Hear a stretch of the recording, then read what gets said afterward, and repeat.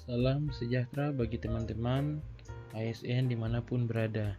Kembali bersama lagi dengan saya Joe. Di sini kita akan membahas tentang pengelolaan kinerja pegawai berdasarkan Permenpan 6 tahun 2022. Sebagaimana kita ketahui bersama, apabila kita menyimak kembali ke aturan dasar tentang aparatur sipil negara atau Undang-Undang Nomor 5 tahun 2014, ketika kita berbicara tentang aparatur sipil negara, kita bukan hanya berbicara atau membahas seputar pegawai negeri sipil saja, tetapi di dalamnya kita juga membahas tentang pegawai pemerintah dengan perjanjian kerja atau kita sebut dengan nama P3K. Sehingga munculnya Permenpan 6 tahun 2022 didasarkan atas latar belakang di mana dibutuhkan hadirnya suatu sistem penilaian kinerja sebagai penentu capaian hasil kerja, baik itu bukan hanya untuk PNS semata saja, tetapi penentu penilaian hasil kerja dan kinerja terhadap pegawai pemerintah dengan perjanjian kerja.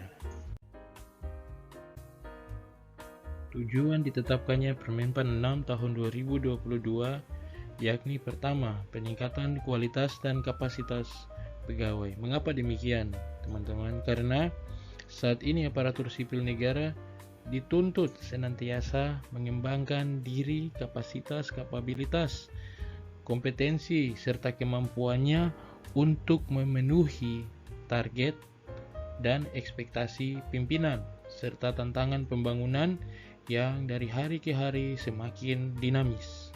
Kedua, penguatan peran pimpinan atau yang sering kita sebut lebih pada meningkatkan aspek leadership atau kepemimpinan dari seorang atasan terhadap bawahannya. Mengapa demikian? Karena dalam hal ini atasan tidak hanya berperan mengawasi dan menduduki suatu jabatan saja, tetapi lebih dari itu dia harus memainkan perannya dengan sangat maksimal, membangun komunikasi yang optimal bersama dengan segenap komponen pegawai yang berada di bawah pimpinannya untuk mencapai tujuan kinerja organisasi sebagaimana sudah ditetapkan. Baik itu kita bisa lihat secara nasional maupun dalam lingkup kecil, yaitu institusi di mana seorang ASN bekerja. Dan tujuan yang terakhir yaitu penguatan kolaborasi antara pimpinan dengan pegawai, antar pegawai, dan antar pegawai dengan pemangku kepentingan lainnya. Mungkin teman-teman sudah sempat mendengar istilah penilaian kinerja 360 derajat di dalam Peraturan Pemerintah Nomor 30 Tahun 2019 tentang Sistem Manajemen Kinerja Pegawai Negeri Sipil. Sudah tentu di sana ditetapkan bahwa kedepannya penilaian kinerja terhadap pegawai akan mengusung tema komunikasi yang tidak hanya sebatas pimpinan ke bawahan saja, sebagaimana selama ini terjadi, di mana segala penilaian yang hanya dilakukan oleh pimpinan terhadap bawahan saja, tetapi saat-saat ini dan kedepannya dituntut agar seorang pimpinan dapat memastikan timbulnya suatu iklim kerja yang kondusif, yang dapat menjamin terjadinya komunikasi yang ideal antar atasan dengan bawahan, baik bawahan dengan teman sejawatnya maupun bawahan dengan penerima layanannya, sehingga informasi-informasi yang diperoleh itulah yang kita sebut seringkali dengan istilah dialog kinerja. Nah, proses dialog kinerja yang dilakukan secara internal memunculkan yang namanya ekspektasi pimpinan atau apa yang diharapkan oleh pimpinan. Sedangkan dialog yang kemudian berasal dari dalam organisasi atau institusi terhadap penerima layanan, itulah yang kita sebut dengan istilah bagaimana kita mengidentifikasi kebutuhan serta perbaikan yang perlu dilakukan agar pelayanan pemerintah ataupun instansi di mana teman-teman berada lebih optimal lagi ke depan. Kira-kira mungkin demikian. Jadi secara ringkasnya saya dapat simpulkan bahwasanya ketiga tujuan ini sebenarnya saling terkait, karena tujuan akhirnya adalah hasil kerja dan perilaku kerja yang dapat memenuhi ekspektasi pimpinan. Cara pemenuhan ekspektasi pimpinannya dimulai dari bagaimana seorang pegawai meningkatkan kualitas dan kapasitasnya untuk memenuhi ekspektasi maupun tantangan maupun beban penugasan yang diberikan oleh pimpinan, dan kemudian disusul dengan kemampuan manajerial atau leadership dari seorang pimpinan untuk mengarahkan segenap sumber daya organisasi untuk mencapai target kinerja yang ditetapkan. Sehingga itu semua dapat tercapai apabila teman-teman adanya komunikasi yang intensif antar pimpinan ke bawahan, baik itu bawahan sesama teman sejawatnya maupun terlebih dari itu identifikasi berbagai kendala pelayanan, berbagai permasalahan kendala yang dialami melalui advokasi, baik konsultasi dengan penerima layanan, sehingga layanan yang Bapak Ibu lakukan atau teman-teman lakukan ke depannya semakin baik. Kira-kira demikian yang dapat saya simpulkan. Orientasi pengelolaan kinerja pegawai ASN. Orientasi atau hal-hal dasar di dalam pengelolaan pegawai ASN terkait kinerjanya dimulai dari pengembangan kinerja pegawai.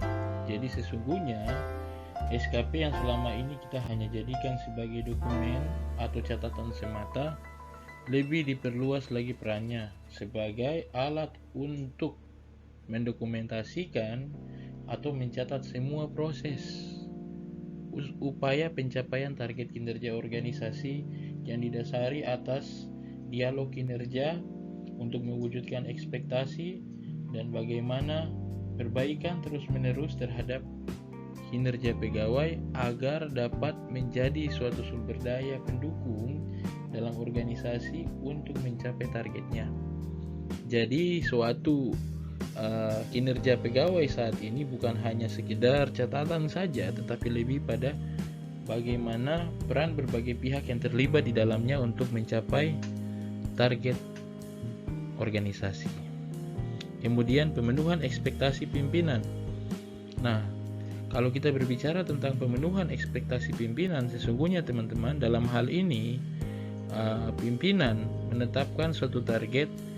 Di situ ia melakukan perannya sebagai pimpinan, merumuskan strategi untuk mencapai targetnya atau target yang telah ditetapkan oleh instansi, sehingga segenap pegawai yang berada di bawah kepemimpinannya harus dapat menjadi sumber daya organisasi atau instansi yang dapat memenuhi segenap harapan, target, dan hal-hal yang disampaikan oleh pimpinannya.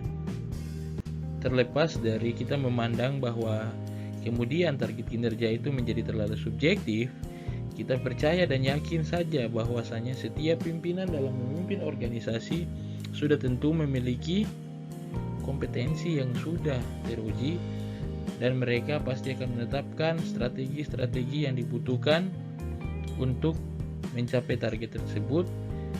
Hanya saja yang perlu dipahami bersama bahwa proses komunikasi umpan balik sekiranya dapat terjadi sehingga apa yang diekspektasi atau apa yang diharapkan oleh pimpinan dapat terlaksana dan apa yang menjadi hambatan dari pencapaian itu yang dialami oleh pegawai-pegawainya dapat tersampai sehingga adanya komunikasi yang dinamis, di akhirnya kinerja organisasi dapat tercapai. Kemudian melangkah pada orientasi selanjutnya yaitu dialog kinerja yang intens antar pimpinan dan pegawai. Kalau tadi kita berbicara tentang pengembangan kinerja pegawai sudah tentu berdasarkan ekspektasi pimpinan. Di dalamnya ada proses yang wajib ada yaitu dialog kinerja. Dialog kinerja sebagaimana sudah saya singgung pada slide sebelumnya, dua tempat atau dua ekosistem internal organisasi. Kita bicara tentang yang dialog kinerja antar pimpinan kepada bawahan teman sejawat, maupun kita berbicara ekosistem di luar organisasi terhadap penerima layanan. Hal itu yang diharapkan dapat dikombinasikan lewat hadirnya dialog kinerja secara intens sehingga target organisasi dapat tercapai. Kemudian orientasi berikutnya yaitu pencapaian kinerja organisasi. Dari pengembangan kinerja pegawai, pemenuhan ekspektasi, dengan adanya dialog kinerja, hasil yang diharapkan adalah kinerja organisasi dapat terpenuhi. Karena apa? Pencapaian kinerja organisasi ditentukan oleh seberapa optimalnya proses pengelolaan kinerja di instansi tersebut. Karena apa? Kalau secara nyata kita dapat lihat bahwasanya format yang dituangkan saat-saat ini lebih terkait dan betul-betul membutuhkan informasi. Informasi apa? Informasi target kinerja instansi yang dimasukkan dan ditulis di dalam format SKP. Beda dengan SKP yang dulu-dulu atau SKP yang terlebih dahulu kita pakai dahulu, di mana hanya mengisi uraian tugas jabatan. Kemudian lanjutnya pada bagian akhir orientasi pengelolaan kinerja pegawai ASN, di situ ada yang namanya hasil kerja dan perilaku kerja pegawai. Sudah tentu yang diharapkan dari sistem penilaian kinerja pegawai negeri sipil ada dua hal. Hasil kerja atau yang dulunya kita sebut prestasi kerja, seberapa banyak produk yang dihasilkan, dan juga perilaku kerja pegawai. Bagaimana perilaku, bagaimana sikap, bagaimana seorang pegawai berinteraksi terhadap pimpinannya. Itu dahulu. Tetapi sekarang yang diharapkan lewat perilaku kerja pegawai, penilaiannya menjadi lebih objektif karena dilakukan baik itu teman sejawat, dilakukan oleh atasan langsung, bahkan dilakukan juga oleh penerima layanan. Nah, dengan harapan dengan adanya sistem pengelolaan kinerja ini sesungguhnya pencapaian target organisasi bukan sewenang-wenang hanya menjadi tanggung jawab dari seorang pimpinan saja, tetapi bagaimana peran serta dari bawahan dalam menjalin adanya dialog kinerja untuk mencapai suatu target kinerja. Jadi bukan sekedar dokumen saja, tetapi lebih pada proses yang dijunjung tinggi di dalam Permen PAN 6 tahun 2022. Pengelolaan kinerja pegawai ASN menurut Permen PAN 6 sesungguhnya tidaklah jauh prinsip dasarnya dari PP 30 tahun 2019 tentang Sistem Manajemen Kinerja PNS. Terdapat 3 proses utama di dalam pengelolaan kinerja pegawai ASN, yaitu perencanaan kinerja dilanjutkan dengan pelaksanaan, pemantauan, dan pembinaan kinerja pegawai, dan diakhiri dengan penilaian kinerja pegawai. Kalau kita berbicara tentang perencanaan kinerja pegawai, di dalamnya ada tahapan yang dinamakan dengan penetapan ekspektasi. Penetapan ekspektasi diharapkan di sana terjadi proses penetapan satu ekspektasi atau harapan atau strategi oleh pimpinan instansi atau pimpinan unit kerja atau pimpinan organisasi yang menjadi dasar atau menjadi pijakan bagi unit kerja yang dibawanya, bahkan segenap pegawai yang ada di dalam instansi tersebut untuk melakukan cascading atau dikatakan penjenjangan kinerja. Nah, kemudian ada di bawahnya dinamakan proses klarifikasi ekspektasi. Mengapa ada klarifikasi ekspektasi? Disitulah kita kembali ke prinsip awal tujuan adanya sistem pengelolaan kinerja pegawai dalam Permen PAN 6 ini, yakni adanya dialog kinerja. Jadi, di sini lebih ditekankan peran seorang pimpinan dapat mengklarifikasi atau mengkomunikasikan kembali ke bawahannya terkait target-target atau strategi pencapaian yang dilakukan oleh bawahannya terhadap berbagai hal yang sudah ditetapkan di dalam sasaran kinerja pimpinannya. Jadi, sudah tentu ini bukan hanyalah suatu dokumen tertulis semata, teman-teman, tetapi di dalamnya diharapkan adanya satu proses komunikasi untuk memastikan pada tahapan perencanaan kinerja ini sesungguhnya langkah-langkah strategis yang diambil oleh bawahannya bisa menjadi satu kontribusi berarti dalam pencapaian kinerja atau tujuan organisasi yang sudah didokumentasikan di dalam sasaran kinerja pegawai dari pimpinan instansi tersebut. Masuk kepada langkah selanjutnya, yaitu pelaksanaan, pemantauan, dan pembinaan kinerja pegawai.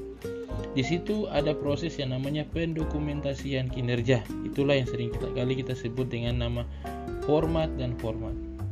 Nah, format yang dimaksudkan di sini dengan adanya pendokumentasian ini mengharuskan pegawai maupun pimpinan menuangkan segenap proses komunikasi, target, progres yang dilakukan terhadap pencapaian ke dalam format-format yang disediakan.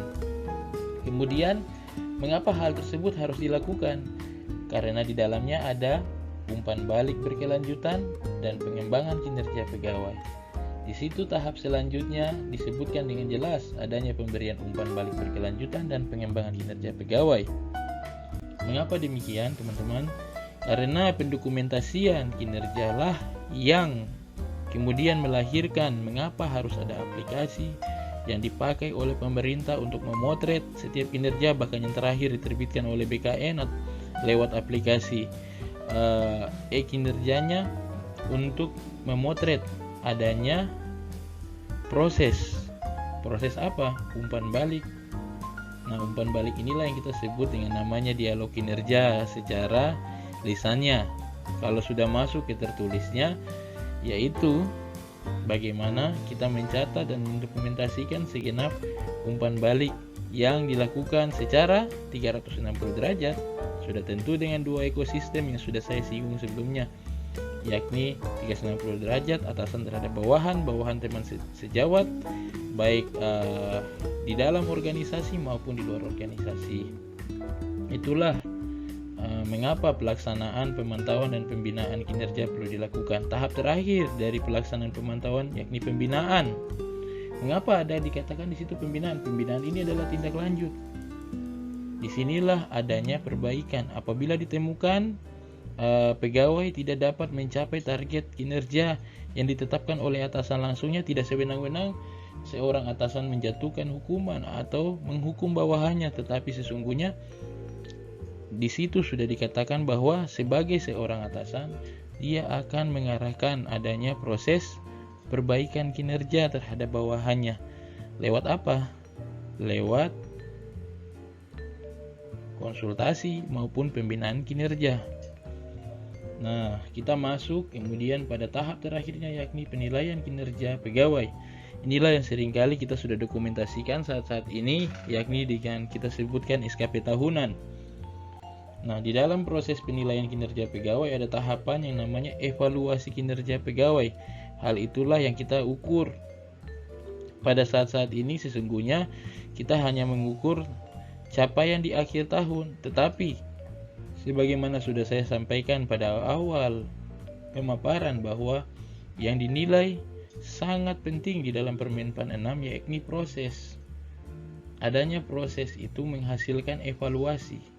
Evaluasi itulah yang menjadi dasar bagaimana seorang atasan menindaklanjuti langkah-langkah yang perlu diambil untuk memperbaiki kinerja dari bawahannya. Nah, tetapi di sini dalam Permenpan 6 dibatasi tindak lanjut terhadap hasil penilaian atasan terbagi dua, yaitu pemberian penghargaan dan pemberian sanksi atau yang kita sebutkan dengan bahasa Inggris reward and punishment. Jadi bagaimana seorang atasan memberikan penghargaan maupun sanksi terhadap bawahannya akan capaian yang sudah diperoleh dari upaya mencapai.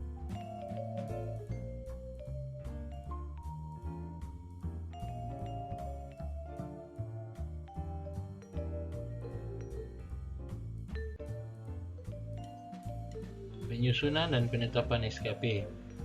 Jikalau kita berbicara tentang penyusunan dan penetapan SKP berdasarkan Permenpan 6, kita berbicara tentang klarifikasi ekspektasi.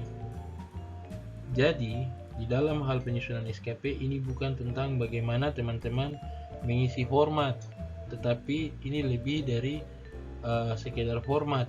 Ini adalah bagaimana teman-teman di dalam peran dan jabatannya masing-masing menyadari akan perannya, dan kemudian tidak lupa mengkomunikasikan perannya kepada atasannya masing-masing. Dalam hal ini saya batasi atasannya lebih pada atasan penilai SKP teman-teman. Nah, kalau kita bicara dalam konteks Permenpan 6, penyusunan SKP khususnya bagi pimpinan instansi disarankan dilakukan di akhir tahun. Jadi bukan di awal tahun ya, teman-teman. Penyusunan SKP dapat dilakukan dengan melihat rencana strategis maupun rancangan rencana strategis, perjanjian kinerja maupun rancangan perjanjian kinerja. Nah, kemudian banyak yang bertanya, kira-kira apa yang saya lihat dari dokumen-dokumen tersebut? Dan teman-teman dapat lihat dari dokumen-dokumen tersebut sebagai referensinya adalah apa yang menjadi sasaran strategisnya. Teman-teman lihat apa yang menjadi indikator kinerja utamanya dan apa yang menjadi besaran targetnya. Itu teman-teman lihat. Nah, ada satu hal yang mendasar pula di dalam Permenpan 6 maupun Permenpan 8 yang terlebih dahulu ditetapkan yang kemudian diganti dengan adanya Permenpan 6. Penyusunan SKP hanya dapat dilakukan di suatu unit kerja apabila pimpinan tinggi atau pimpinan unitnya telah menyelesaikan penyusunan SKP-nya terlebih dahulu. Nah, dari penyusunan SKP tersebut diturunkan menjadi manual indikator, maka bawahannya dapat kemudian menyusun SKP-nya, baik itu bawahan dalam jabatan selaku pejabat struktural maupun bawahan dalam jabatan selaku pejabat pelaksana atau fungsional umum atau pejabat fungsional tertentu. Nah, teman-teman, kalau kita bicara di dalam Permenpan 6, di situ juga berbicara tentang adanya klarifikasi ekspektasi. Jadi, sederhananya klarifikasi ekspektasi ini adalah bagaimana pimpinan memastikan apa yang disusun oleh bawahannya itu sudah sesuai dengan keinginannya, atau dengan kata lain upaya yang dilakukan oleh bawahannya lewat rencana kinerjanya itu sudah dapat mencapai target kinerja yang ditetapkan di dalam SKP dirinya selaku pimpinan. Ada beberapa hal yang dilihat di situ teman-teman dalam proses klarifikasi ekspektasi. Pertama, rencana kinerja. Sudah tentu kalau dalam rencana kinerja kita tahu produk yang dihasilkan, apa outcome atau output, artinya apa yang dihasilkan. Artinya dirimu kerja apa-apa yang kau hasilkan, itulah yang disebut hasil kerja. Sedangkan ada satu aspek yang tidak terlepas, yakni aspek perilaku kerja. Sebagaimana kita ketahui, kalau mulai dari sasaran kerja berdasarkan PP 46 tahun 2011, di situ sudah katakan bahwa ada prestasi kerja, ada perilaku kerja. Begitu pula di dalam Permenpan 8 dan Permenpan 7. Di situ juga ada yang namanya rencana hasil kerja dan perilaku kerja. Hanya saja perbedaan mendasarnya, di situ teman-teman bukan lagi menuliskan kata kerja, tapi teman-teman harus menuliskan kalimat hasil ya, berdasarkan jenjang jabatan. Jangan dilupakan untuk bagian itu. Lanjut, ada lagi yang disebutkan sumber daya yang dibutuhkan untuk pencapaian kinerja pegawai. Hal ini akan kemudian teman-teman tuangkan di dalam SKP. Di situ ada berapa jenis sumber daya yang secara konteks ditentukan di dalam Permenpan 6. Di sini ada sumber daya manusia, sumber daya anggaran, sumber daya berupa peralatan kerja, pendampingan pimpinan, dan atau sarana dan prasarana. Dengan kata lain, suatu target kinerja pasti membutuhkan sumber daya manusia untuk mengerjakannya. Nah, kalau kita berbicara tentang aparatur sipil negara, berarti kita berbicara pula tentang standar kompetensi. Kita juga berbicara kompetensi jabatan. Di situ kita berbicara juga mengenai kualifikasi. Kita juga berbicara tentang hal-hal mendasar yang kita terkait dengan hal-hal apa yang harus dikembangkan dari seorang pegawai agar dapat menjadi satu sumber daya yang berguna bagi organisasi dalam pencapaian target kinerjanya. Itulah yang dilihat sebagai sumber daya yang dibutuhkan terhadap pencapaian suatu target instansi. Kemudian ada yang namanya sumber daya anggaran. Suatu pekerjaan sudah tentu ada yang membutuhkan anggaran, tidak menutup kemungkinan ada pula yang tidak membutuhkan anggaran karena itu merupakan pekerjaan rutin. Dan ada juga yang dinamakan peralatan kerja. Suatu pekerjaan pasti membutuhkan peralatan kerja dan perlengkapan kerja. Di sini juga dapat teman-teman masukkan dan dikomunikasikan kembali lagi nanti kepada atasan terkait peralatan kerja yang dibutuhkan dalam pencapaian suatu hasil pekerjaan. Secara singkatnya begini teman-teman, kalau bicara terkait sumber daya dan hal-hal yang di dalamnya seperti sarana prasarana dan sebagainya, ini paling enak kalau teman-teman lihat kembali berdasarkan hasil analisa jabatan. Jadi pahami dulu terlebih dahulu jabatan ini alat kerjanya yang dibutuhkan apa, perlengkapan kerja yang dibutuhkan apa, atau kalau kita bicara suatu penugasan yang di luar dari uraian tugas teman-teman, urjab teman-teman sekalian, bisa teman-teman lihat dari standar operasional prosedur yang berlaku di unit kerja. Di situ kan sudah ditetapkan, di situ kalau di SOP baku berdasarkan ketentuan yang berlaku kan sudah kelihatan di situ. Kira-kira yang dibutuhkan sumber dayanya apa, anggaran kah, atau sumber daya manusianya apa, spesifikasi kualifikasi yang dibutuhkan, apakah ada dibutuhkan pendampingan di situ, sarpras yang dibutuhkan, bisa dilihat dari situ untuk klarifikasi. Nah, kemudian ada satu lagi ekspektasi yang dimasukkan di sini. Penyesuaian terhadap sumber daya ini ada dua hal. Ini dinamis teman-teman. Pertama, ekspektasi yang ditetapkan di awal, yakni ketika teman-teman menyusun SKP, kemudian ekspektasi terhadap sumber daya yang kemudian disesuaikan. Jadi ini akan disesuaikan ketika masuk ke dalam periode evaluasi atau hasil penilaian atau evaluasi terhadap pencapaian sementara sebelum memasuki akhir tahun. Itu akan dilihat kalau misalnya ditetapkan periode pengukurannya, terserah kalau di dalam Permenpan 6 sih dibilang ya dari triwulan sampai dengan tahunan, ada semesteran, tapi kalau kita merujuk pada PP 30 tahun 2019, perubahan SKP sebenarnya bisa dilakukan di tengah tahun, artinya setelah satu semester. Jadi ketika kita masuk pada masa evaluasi, di situ pimpinan akan melihat, oh jikalau atasannya melihat bahwa bawahannya belum bisa mencapai target, maka disesuaikan lagi ekspektasinya. Salah satu harapan dan ekspektasi yang disesuaikan itu juga termasuk sumber daya. Kira-kira kalau sumber daya ini tidak bisa terpenuhi, berarti alternatifnya apa? Jadi sumber daya ini bersifat dinamis teman-teman. Ya teman-teman tetapkan di awal tahun, tapi tidak menutup kemungkinan ketika dievaluasi oleh pimpinan akan mengalami perubahan jika teman-teman tidak bisa mencapai sesuai dengan sumber daya yang sudah ditetapkan di awal tahun.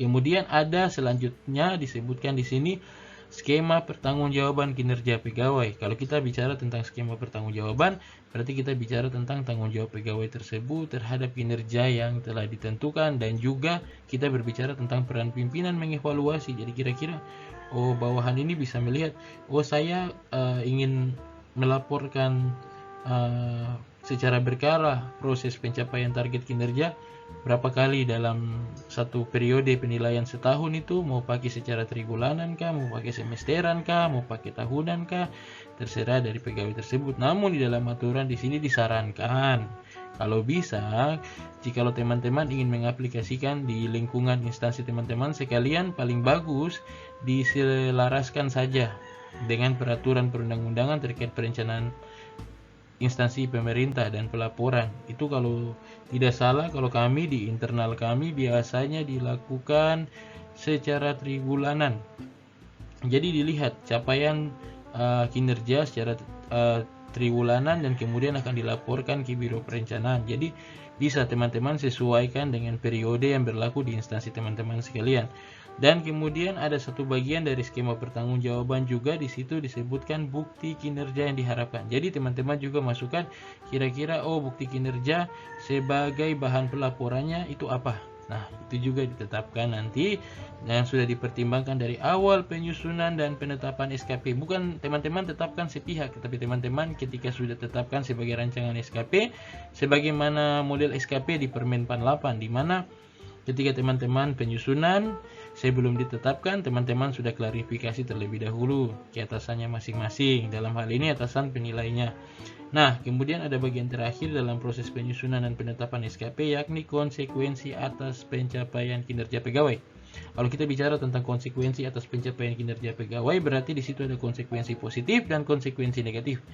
Kalau kita bicara tentang pembinaan sistem manajemen aparatur sipil negara, kita tidak sewenang-wenang langsung berbicara bahwa ketika suatu pegawai atau seorang pegawai tidak bisa mencapai hasil kinerjanya langsung dihukum.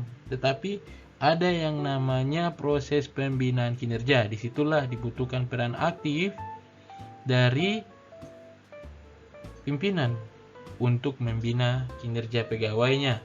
Jadi membina dalam artian kita tidak langsung menghukum, tetapi kita lebih pada mencari akar permasalahan penyebab ketidaktercapaian kinerja oleh pegawai tersebut.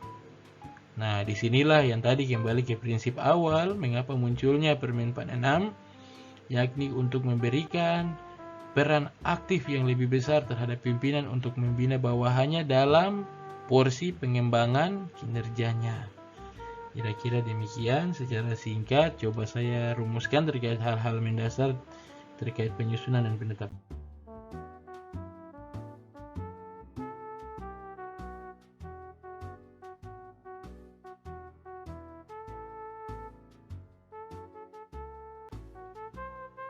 Ya teman-teman, kita masuk kembali ke bagian poin keduanya, yakni tentang pelaksanaan, pemantauan, dan pembinaan kinerja pegawai. Nah, hal ini dilakukan setelah SKP sudah ditetapkan. Artinya, proses pelaksanaan, pemantauan, dan pembinaan kinerja pegawai ini dilakukan setelah teman-teman SKP-nya sudah ditetapkan terlebih dahulu dan dilakukan oleh pejabat penilai. Dan pada praktiknya proses pemantauan ini juga dan penilaian ini juga dapat dilakukan secara 360 derajat, yakni walaupun dinilai oleh atasan langsung, tetapi pada proses pembobotannya juga disertai dengan hasil penilaian juga terhadap rekan sejawat maupun penerima layanan sebagai pihak yang menerima manfaat layanan ataupun apa yang kita lakukan. Nah, mungkin di sini saya ingin meluruskan terlebih dahulu, kita berbicara tentang sistem manajemen kinerja pegawai. Mungkin kita tidak hanya berbicara, teman-teman. Ini mungkin saya akan meluruskan bahwa kinerja pegawai bukan berbicara tentang SKP yang ditetapkan di awal tahun dan kemudian dinilai di akhir tahun, tetapi sesungguhnya dari awal tentang sistem manajemen kinerja, bahkan dari sasaran kerja pegawai sudah disarankan bahwasanya pelaporan dilakukan secara periodik, mulai dari hitungan harian sampai dengan akumulasinya di tahunan. Kalau harian secara praktek kita biasa lihat kalau di instansi pemerintah, terutama sebagai contohnya di wilayah kerja Papua, itu ada beberapa instansi yang sudah menerapkan aplikasi yang namanya ETPP untuk menghitung capaian kinerja instansi. Akan tetapi setelah melihat dari diagram ringkas di bawah ini, teman-teman dapat melihat bahwa capaian kinerja itu sebenarnya bukan suatu hal yang tidak terkait satu sama lain. Jadi kenapa dikatakan periodik? Karena kinerja harian itu ikut terakumulasi menjadi satu capaian mingguan. Begitu pula mingguan menjadi akumulasinya capaian bulanan, atau yang sering kali mereka bilang dilaporkan. Kalau kami secara internal biasanya dilaporkan menjadi SKP bulanan, kemudian secara bulanan dilaporkan menjadi triwulan. Kalau secara sistem biasanya kami pada praktiknya triwulanan itu dilaporkan menjadi capaian unit. Jadi dilaporkan kepada unit perencanaan dan keuangan sebagai capaian kinerja triwulanan unit. Kemudian pada tingkatan selanjutnya diakumulasikan menjadi capaian kinerja semesteran dan diakumulasi menjadi SKP tahunan atau capaian kinerja tahunan. Nah, yang membedakan sistem manajemen kinerja dengan sasaran kerja pegawai itu terlebih pada bagaimana hal ini harus terkonek langsung ke sasaran kinerja instansi pemerintah, bukan sebatas uraian tugas jabatan. Oke, ada beberapa hal yang perlu teman-teman simak terkait pelaksanaan, pemantauan, dan pembinaan kinerja pegawai. Yakni, pertama, kalau kita berbicara tentang pelaksanaan, pemantauan, dan pembinaan ini, dilakukan dan dijembatani dalam hadirnya suatu sistem, namanya sistem informasi manajemen kinerja. Inilah yang mereka biasa bilang, kalau kami di instansi yang berdekatan dengan kami, yaitu Kota Jayapura, kita tahu ada satu aplikasi namanya CBTM. Kalau di pemerintah Provinsi Papua, kita tahu yang namanya ETPP. Ini adalah suatu aplikasi yang dipakai untuk mendokumentasikan pelaksanaan dan melakukan pemantauan serta pembinaan kinerja pegawai.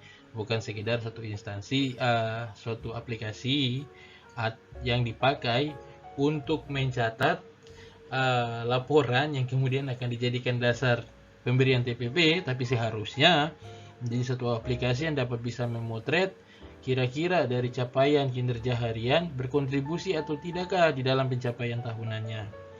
Nah, ada beberapa prinsip dasar yang perlu teman-teman perhatikan, yakni pertama, pimpinan wajib melakukan pemantauan kinerja dalam bentuk pengamatan dan pemberian umpan balik. Nah, pelaksanaan inilah yang kemudian disederhanakan di dalam hadirnya aplikasi. Di kementerian dan lembaga ada berbagai macam aplikasi. Dan kalaupun tidak ada aplikasi, sebenarnya teman-teman dapat praktikkan secara sederhana. Dan saya yakin teman-teman sudah melakukannya. Ketika suatu pekerjaan teman-teman rasa terhambat atau satu target yang dibebankan sebagai penugasan terhadap teman-teman belum bisa mencapai hasil yang maksimal, pasti teman-teman akan melaporkan kepada atasannya masing-masing dan menyampaikan kendala kami di sini Pak, kira-kira apa yang dapat kami lakukan. Nah, itulah sudah dialog. Disitulah adanya peran pimpinan melakukan pemantauan, tapi di dalam sistem manajemen kinerja sesungguhnya pimpinan yang dititik beratkan harus wajib mengecek apakah dia punya bawahan melakukan rencana kinerja yang sudah ditetapkan ataukah tidak. Itulah yang membedakan.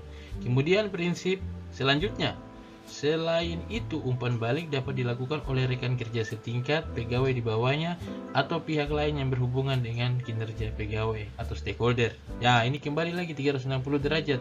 Jadi umpan balik bukan hanya dilakukan pimpinan kepada bawahan. Artinya apa? Ada komunikasi berbagai arah.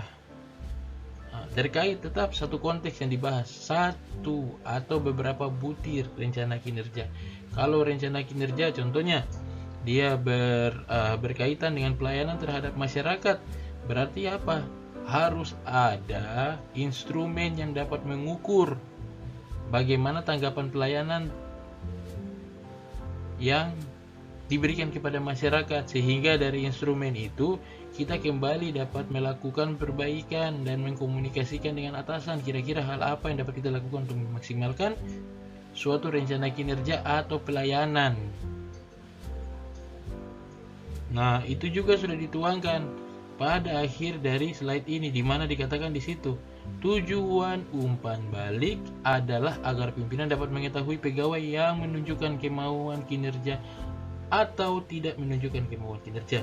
Jadi lewat proses pelaksanaan sampai dengan pemantauan dan pembinaan ini ditujukan agar pimpinan tahu. Jadi titik beratnya di sini pimpinan. Kembali ke prinsip awal, peran pimpinan, leadership dimaksimalkan. Jadi bukan sekedar menduduki jabatan, tetapi lebih pada peran untuk melihat atau memantau kinerja pegawai. Apabila kinerja pegawainya menunjukkan keberhasilan, maka pimpinan harus mengapresiasi atau memberikan penugasan baru. Apabila tidak ada kemauan kinerja atau kinerja pegawainya tidak menunjukkan hasil yang memuaskan, maka pimpinan dapat menyesuaikan kembali. Mungkinkah target yang saya berikan kepada bawahan saya terlalu berat, sehingga mungkin dapat disesuaikan dengan kemampuan pimpinannya, bawahannya, ataukah bisa di situ penyesuaian dukungan sumber daya. Penyesuaian dukungan sumber daya berarti apa? Jikalau saya merasa bahwa bawahan saya mungkin tidak mampu mencapai suatu target kinerja karena satu aspek dari sumber daya sebagaimana saya sudah jelaskan di slide sebelumnya minim, berarti harus dilakukan penyesuaian. Apakah diganti sumber dayanya, apakah mungkin di situ dibilang target peralatan kerja atau perlengkapan kerjanya selaku sumber dayanya belum tersedia, mungkin disediakan. Kalau tidak tersedia berarti substitusinya, penggantinya apa. Nah, kemudian terakhir, pengusulan pembinaan kinerja. Apabila sampai dengan belum tercapainya kinerja, jurus atau langkah terakhir yang dapat diambil oleh pimpinan yakni dengan pengusulan pembinaan kinerja yang akan dilakukan dalam forum yang dinamakan konsultasi kinerja atau pembinaan kinerja bersama dengan pihak-pihak yang sudah ditetapkan atau ditunjuk sebagai pihak yang bertanggung jawab selaku pengelola kinerja instansi di mana teman-teman berada. Kira-kira demikian.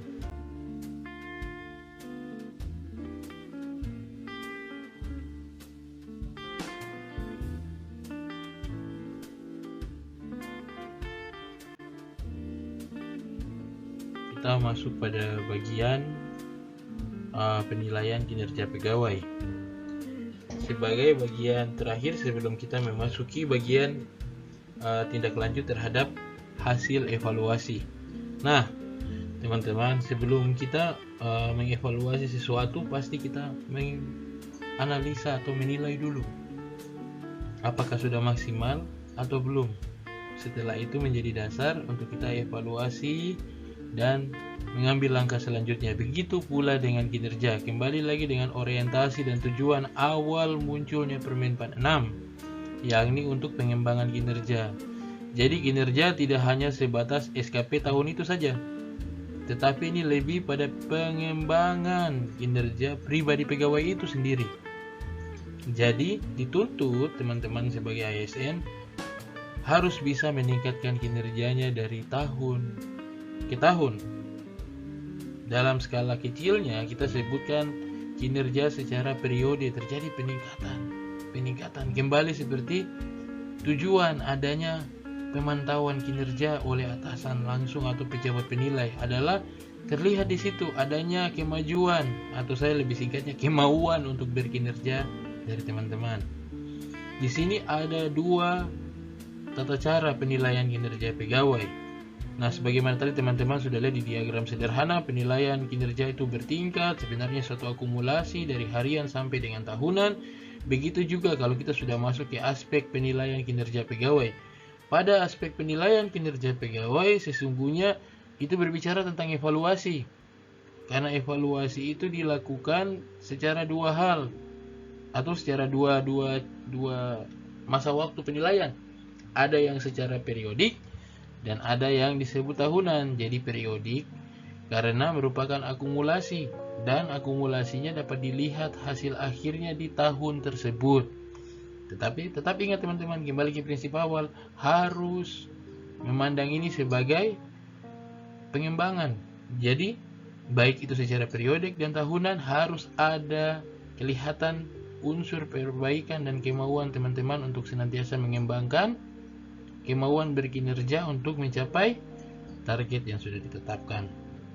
Oke, kalau kita mulai untuk evaluasi kinerja pegawai secara periodik, ada 3 langkah sederhana di situ kalau teman-teman lihat.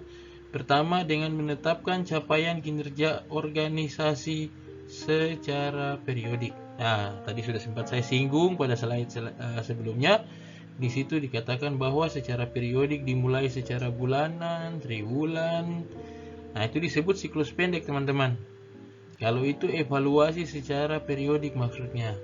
Kalau langkah selanjutnya kita masuk ke menetapkan pola distribusi predikat kinerja periodik pegawai berdasarkan capaian kinerja periodik organisasi.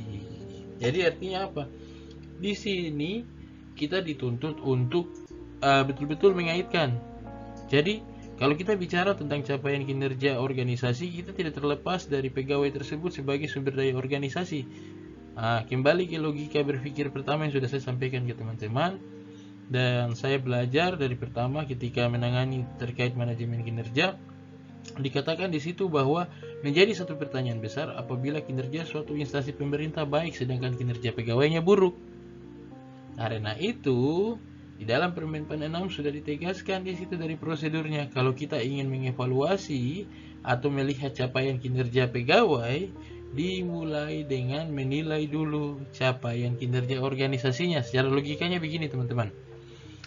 Kalau teman-teman ingin menilai suatu kinerja instansi atau suatu kinerja organisasi, pasti teman-teman bisa menilai, oh tahun ini kami punya capaian ini baik atau tidak. Kalau kurang baik berarti kita cari tahu, oh siapa penyebabnya atau unit apa yang menyebabkan ini jadi kurang matang.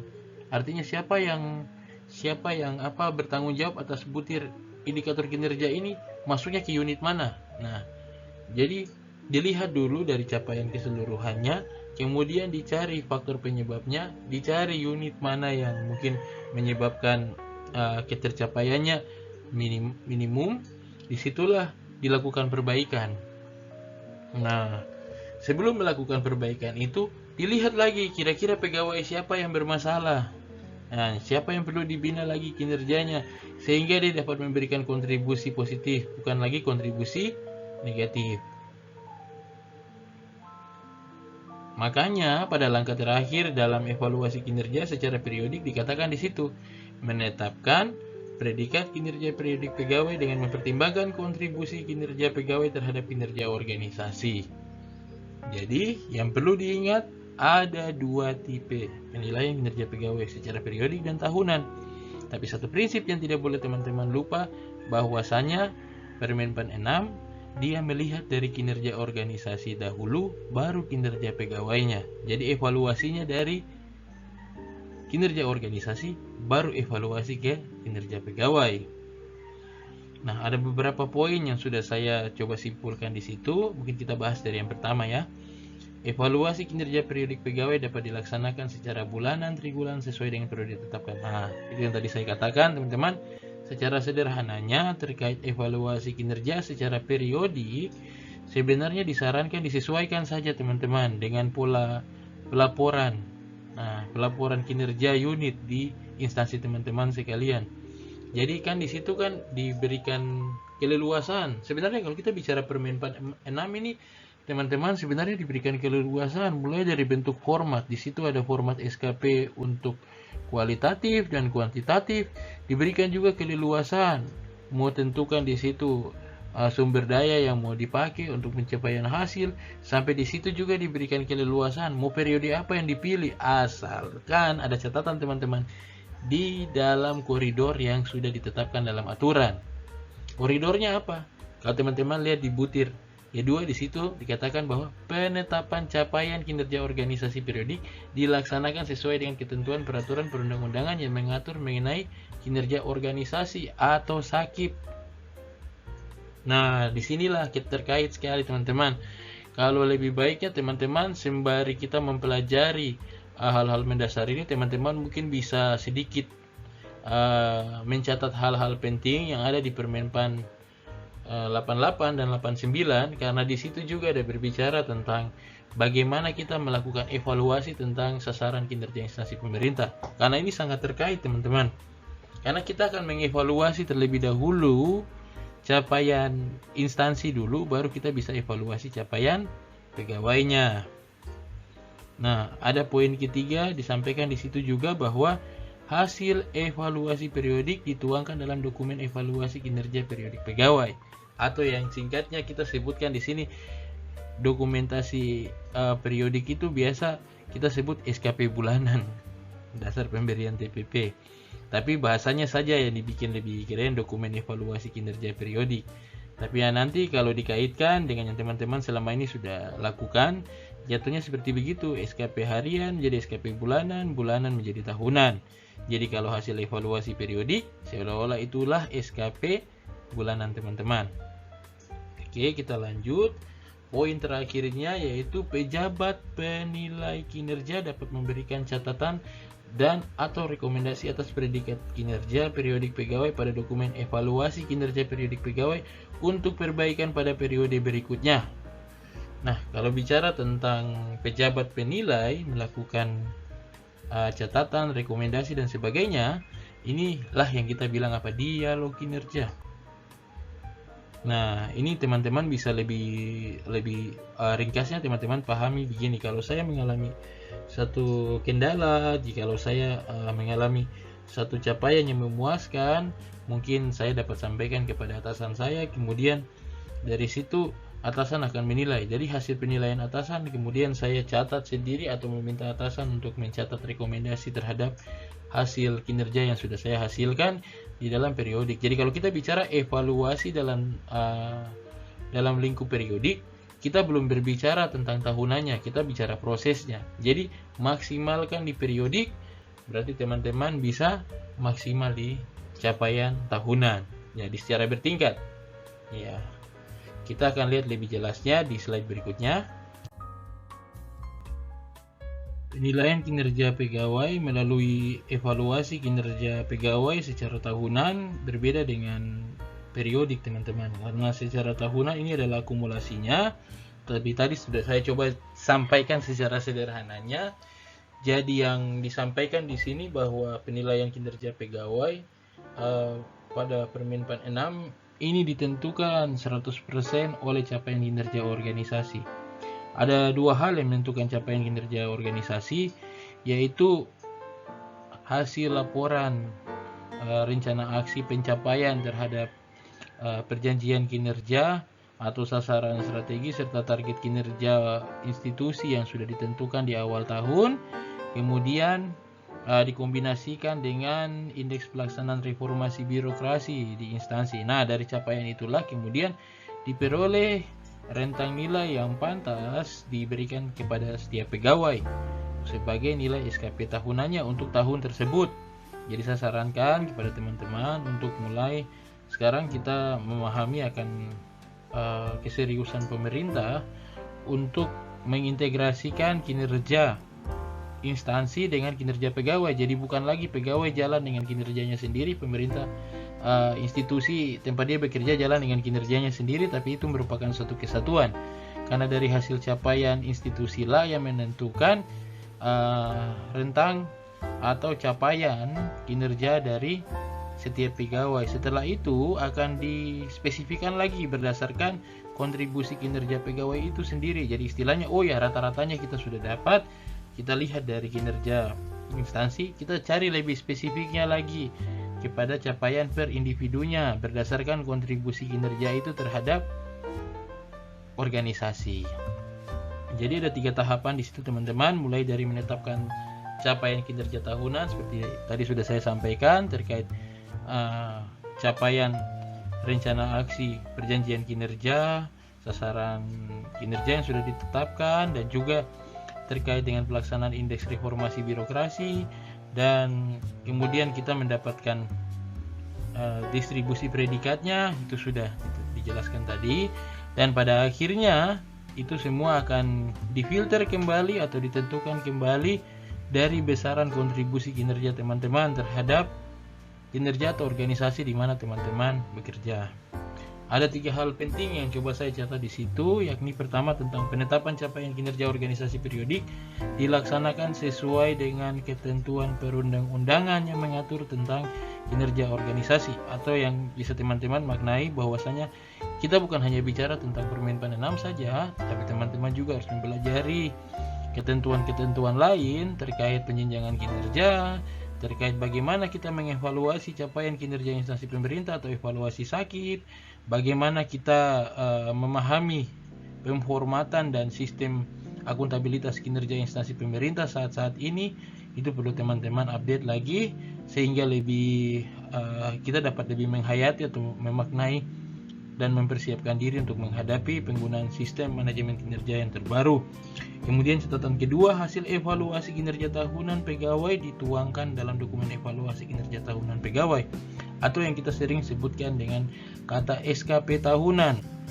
Jadi hasil evaluasi yang dilaporkan nanti untuk SKP tahunan itu bukan lagi namanya SKP tahunan, tapi namanya adalah dokumen evaluasi kinerja tahunan pegawai.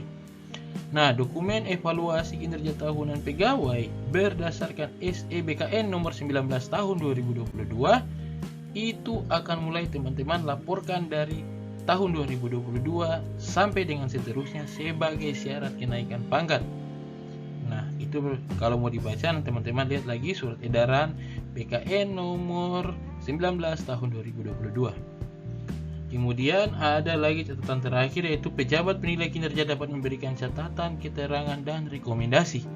Nah, jadi setelah menilai, kita kemudian harus membangun komunikasi untuk mendapat feedback. Artinya dari atasan juga, dari penilai kinerja juga wajib mengisi rekomendasi catatan. Jadi kita berbicara kinerja pegawai, kita bukan hanya berbicara kinerja dalam tahun itu saja, kita berbicara bagaimana ke depannya dia berkinerja lebih baik lagi untuk peningkatan capaian kinerja instansi sebagai penentu capaian kinerja individu setiap pegawai.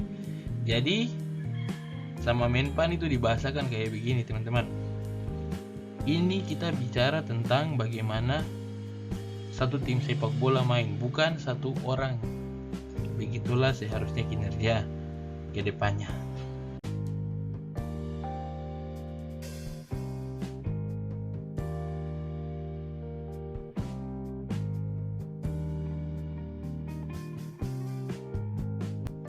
Ya teman-teman, setelah tadi kita berbicara tentang penilaian, kesimpulannya berada pada tindak lanjut, yaitu reward and punishment atau penghargaan dan sanksi sebagai tindak lanjut atas capaian kinerja teman-teman.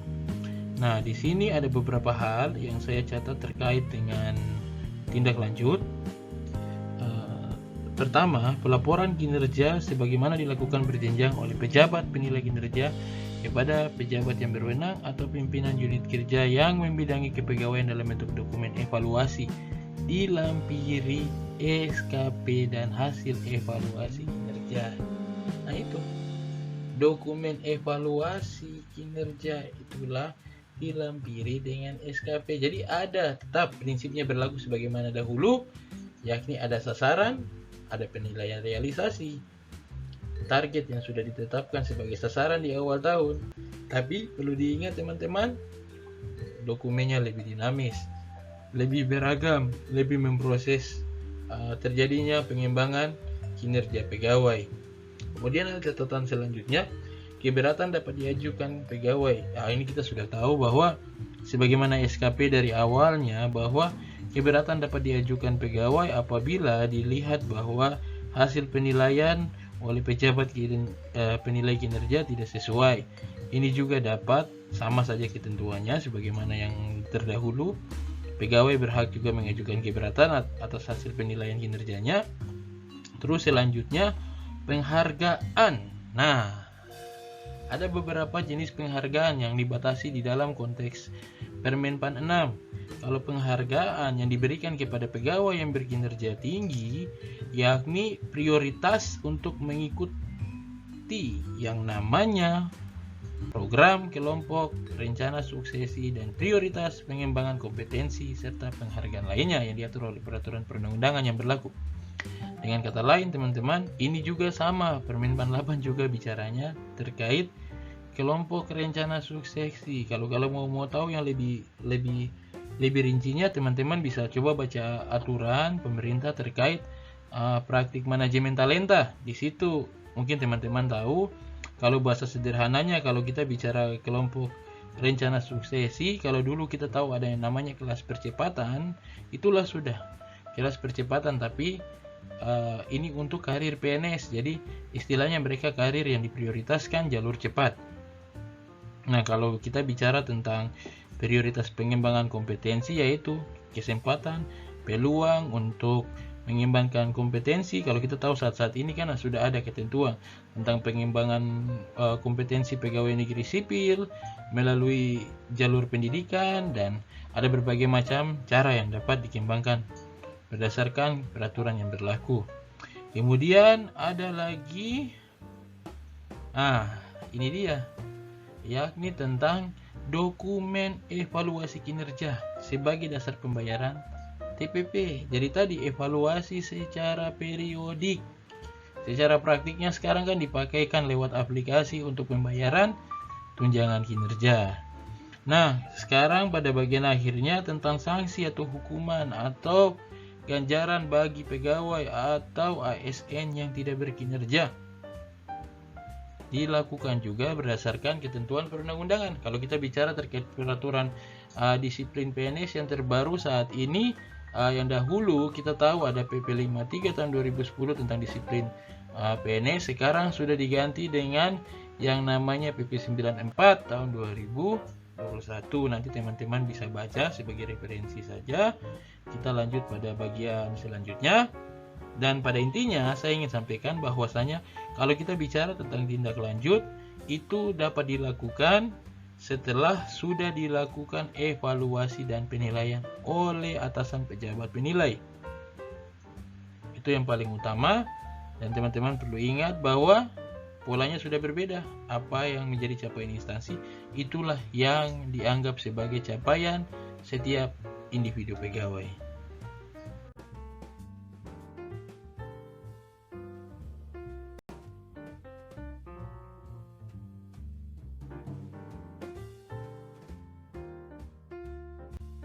Tibalah kita pada bagian akhir terkait penjelasan prinsip-prinsip dasar Permen PAN 6, yakni tentang sistem informasi kinerja pegawai dan juga pengawasan.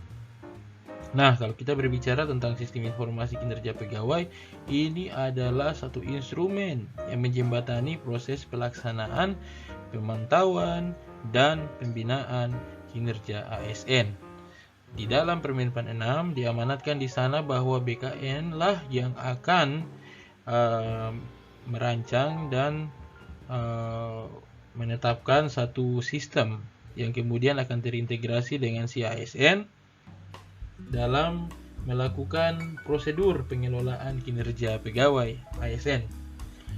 Jikalau secara sederhana teman-teman saat ini mungkin di tangan teman-teman sekalian di situ ada memegang handphone, dan di handphone itu teman-teman sempat melakukan yang namanya prosedur pemutakhiran data mandiri lewat MySAPK. Itulah salah satu wujud bentuk UI atau user interface atau wujud nyata dari aplikasi si ASN yang dirancang dan telah digunakan oleh BKN.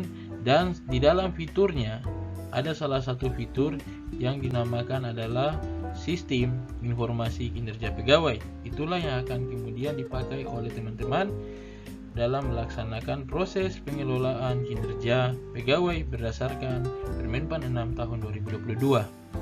Sedangkan kalau berbicara tentang pengawasan, di situ penerapannya dilakukan oleh setiap pimpinan instansi maupun oleh menteri.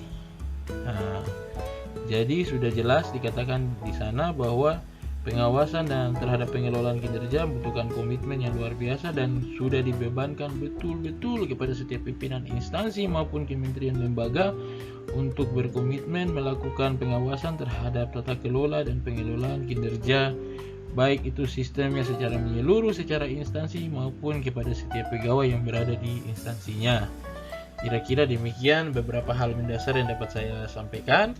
Sampai bertemu lagi pada video selanjutnya, kita akan membahas lebih mendetail, tapi karena mengingat akan lebih kompleks dan luasnya pembahasan terkait Permen PAN 6, saya akan coba memecahkan penjelasannya pertahapan penyusunan SKP mulai dari perancangan sampai dengan evaluasinya pada video tutorial berikutnya. Terima kasih teman-teman atas kesempatan yang diberikan dan juga perhatiannya.